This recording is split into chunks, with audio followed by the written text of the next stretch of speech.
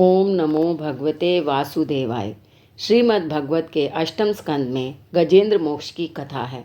द्वितीय अध्याय में ग्रह के साथ गजेंद्र के युद्ध का वर्णन है। तृतीय अध्याय में गजेंद्र कृत भगवान के स्तवन और गजेंद्र मोक्ष का प्रसंग है और चतुर्थ अध्याय में गज ग्रह के पूर्व जन्म का इतिहास है। श्रीमद् भागवत में गजेंद्र मोक्ष आख्यान के पाठ का महात्म्य बतलाते हुए इसको स्वर्ग तथा यशदायक, कलयुग के समस्त पापों का नाशक, दुख स्वप्न नाशक और श्रेय साधक कहा गया है। तो आइए अब हम इस गजेंद्र मोक्ष का हिंदी पद में भावानुवाद श्रवण करते हैं। श्री सुखदेव जी ने कहा, यूँ निश्चित कर व्यवसित मति से मन प्रथम हृदय से जोड़ लिया, फिर पूर्व जन्म में अनुशिक्षित इस परम मंत्र का जाप किया।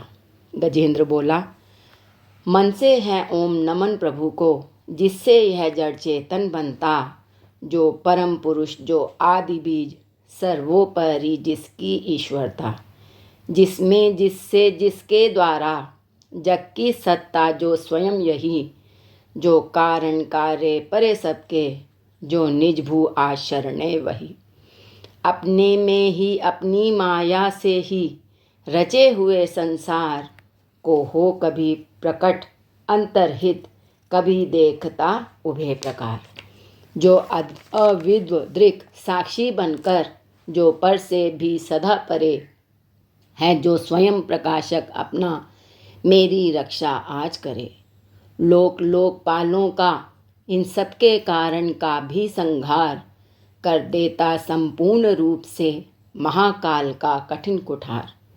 अंधकार तब छा जाता है, एक गहन गंभीर अपार, उसके पार चमकते जो विभु, वे लें मुझको आज संभार।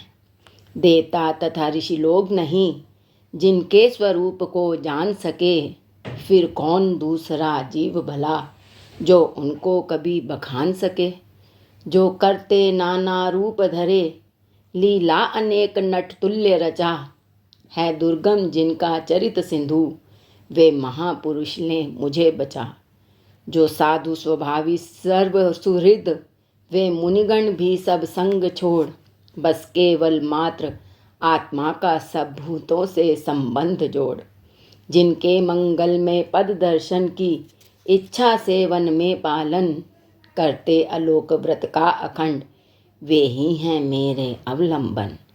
जिसका होता है जन्म नहीं, केवल भ्रम से होता प्रतीत, जो कर्म और गुण दोष तथा, जो नाना रूप से है अतीत, रचनी होती जब सृष्टि, किंतु जब करना होता उसका लय, तब अंगीकृत कर लेता है इन धर्मों को वह यथा समय।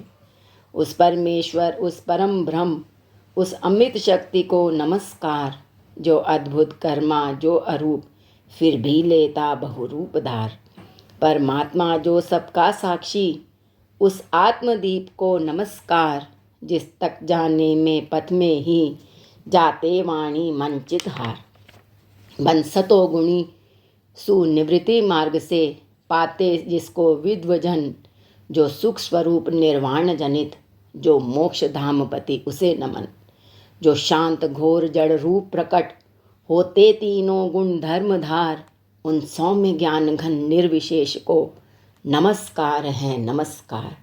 सबके स्वामी, सबके साक्षी, क्षेत्रज्ञ तुझे है नमस्कार, हे आत्ममूल, हे मूल प्रकृति, हे पुरुष नमस्ते बार बार। इंद्रिय विषयों का जो दृष्टा, इंद्रियानुभव का जो कारण, जो व्यक्त असत की छाया में, हे सदाभास है तुझे नमन। सबके कारण निष्कारण भी, हे विकृति रहित सबके कारण, तेरे चरणों में बार बार है नमस्कार मेरा अर्पण।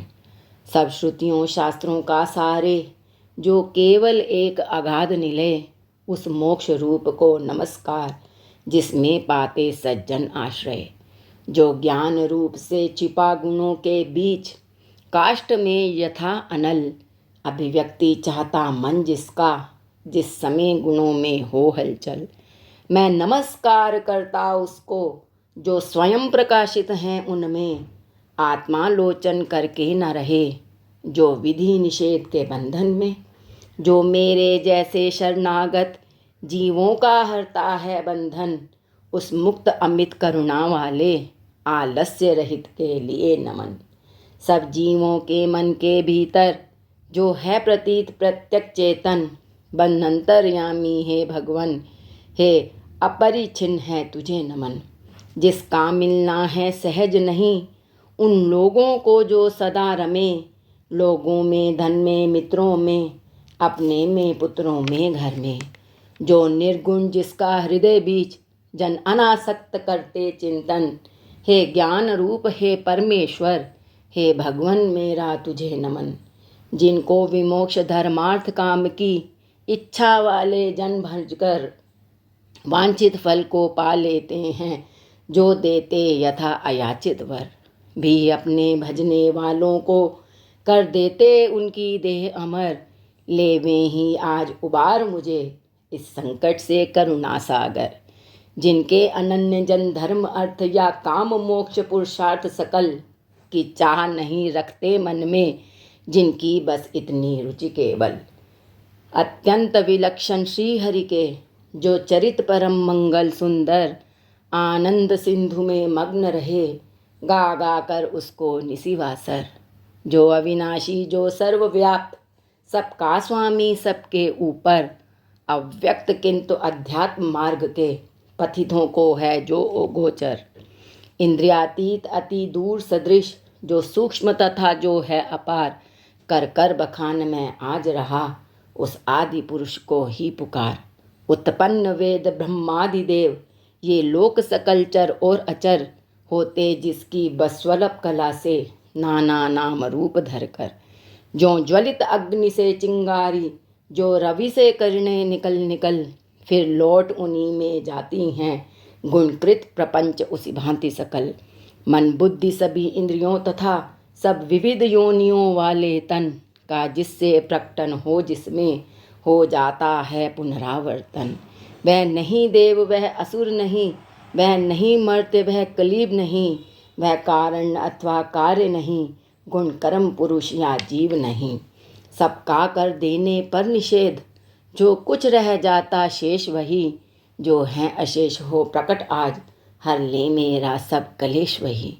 कुछ चाह न जीवित रहने की, जो तमसावृत बाहर भीतर, ऐसे इस हाथी के तन को क्या भला करूँगा मैं रख कर। इच्छा इतनी बंधन जिसका, सुदृढ़ काल न काल से भी टूटे, आत्मा की जिससे ज्योति ढकी, अज्ञान वही मेरा छूटे। उस विश्व सृजक अज विश्व रूप जग से बाहर जग सूत्रधार, विश्वात्मा ब्रह्म परम पद को इस मोक्षार्थी का नमस्कार।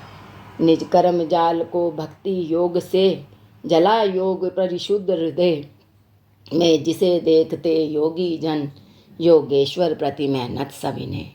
हो सकता सहन नहीं जिसकी त्रिगुणात्मक शक्ति का वेग प्रबल, जो होता तथा प्रतीत धरे इंद्रिय विषयों का रूप सकल। जो दुर्गम उन्हें मलिन विषयों में, जो कि इंद्रियों के उलझे, शरणागत पालक अमित शक्ति है बारंबार प्रणाम तुझे। अनभिज्ञ जीव जिसकी माया कृत अहंकार द्वारा उपहत, निज आत्मा से मैं उस दुरंत महिमामय प्रभु के शरणागत।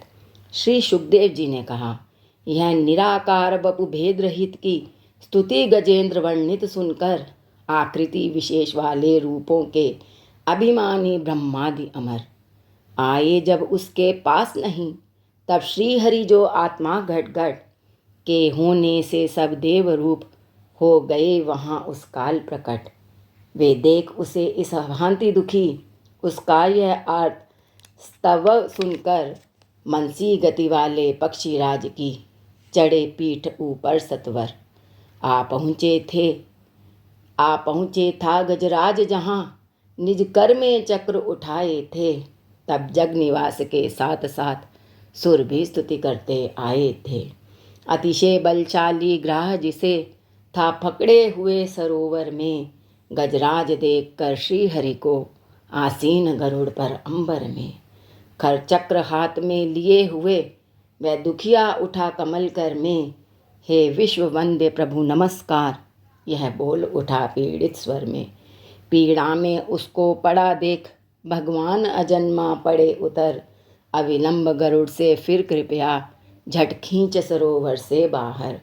कर गज को मकर सहित उसका मुख चक्रधार से चीर दिया, देखते देखते सुरगण के हरि ने गजेंद्र को छुड़ा लिया। श्री ओम नमो भगवते वासुदेवाय।